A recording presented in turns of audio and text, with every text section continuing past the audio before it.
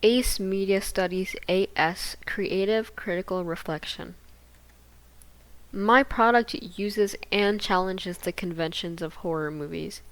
I used dark and cool lighting throughout most of the film, included symbols such as bats and coffins, used dark sounding music and ambient sounds, and I filmed at a park that did not have many people around. Horror movies tend to be filmed in isolated locations.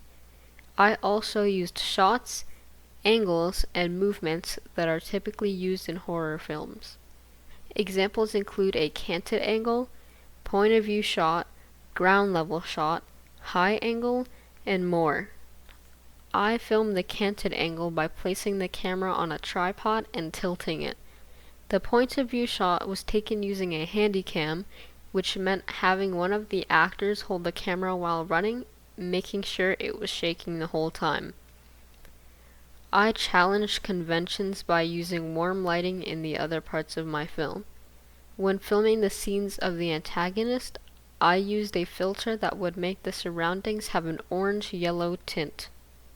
I did this so the viewer could differentiate the protagonist and antagonist more easily. In my film, I did not use the stereotypical social groups of horror movies. For example, detectives tend to be older males. In my video, the detective is a young woman.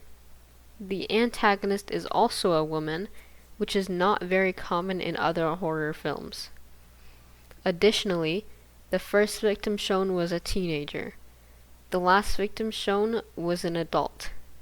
This represents different age groups, such as students and middle-aged people. My film represents different social groups through age and gender.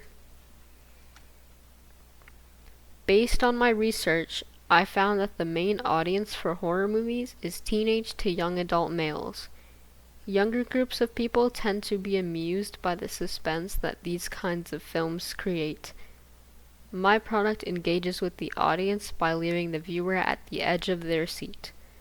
I am able to do this by not revealing many details in the film, keeping it mysterious. It would be distributed as a real media text by being released on different streaming platforms. This includes platforms such as Netflix, Hulu, and Max.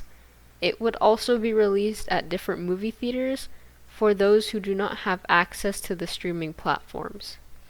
Since my target audience is mostly on social media, advertising my product on there would help it to get much more attention.